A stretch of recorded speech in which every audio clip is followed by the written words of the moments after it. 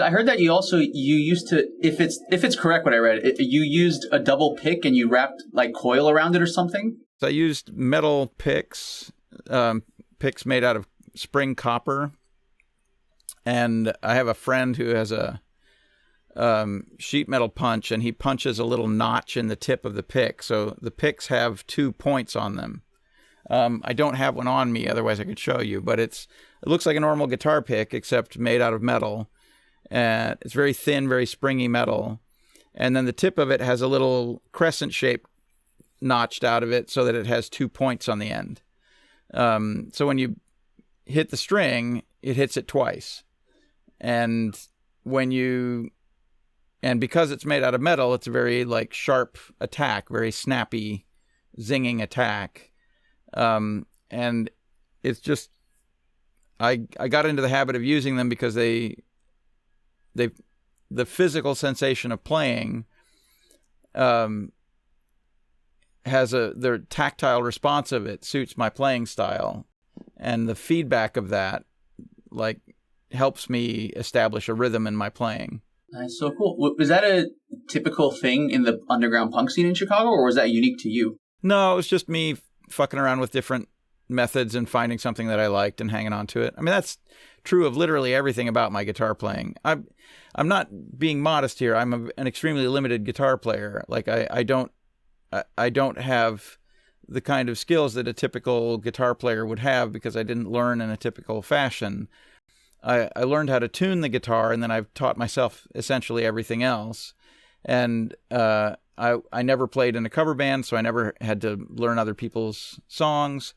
I never took formal guitar lessons, so I never learned any of the tropes or tricks that are kind of standard to guitar playing. I've just developed a style of playing that I can make use of in my own music. I have a limited set of skills, but they are finely honed specifically for the kind of music that I play. And the same is true with my equipment. Like I'm playing a Travis Bean guitar now. That's the same guitar I've played for 25 years. I've only played that guitar for 25 years, so I know it intimately. Like I know precisely where to put my hand to grab the toggle switch to make the toggling noise, or like the physical contours of that guitar are kind of built into my style of playing.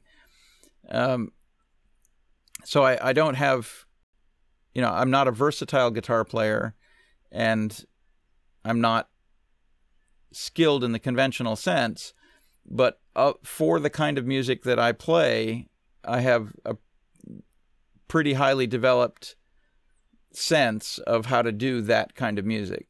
It's been a long time. Would you say that your guitar playing has stayed more or less the same, or has it evolved or developed in any way? What I'm into as a person has changed. So my style of guitar playing has changed in the, commensurate with that. But in parallel with that, I don't know if I would be capable of executing the stuff that's on the Big Black records. I haven't tried.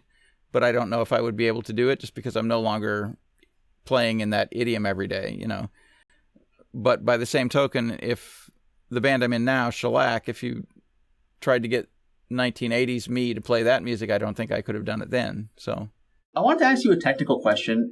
One of my favorite songs from Big Black is Kerosene, and in particular, after you yell "Set Me on Fire," there's that screeching guitar sound. I think it's a guitar. Honestly, it's just a guitar through an amplifier. Like, I have an odd guitar. It's a single coil guitar with single coil pickups, and the pickups are out of phase. And I played through a transistor amplifier called an IVP. Santiago had a Telecaster, but he always played through a distortion pedal and a Fender Twin, typically, and his guitar sound was always extremely dark and very gnarly. Thanks for watching, guys. If you like what you see, make sure to subscribe for more. All the videos on this channel are original. I'm the one conducting all the interviews and editing all the videos together, so if you guys like what you see and you want to support, the best way to do so is honestly just to subscribe. Lots more to come.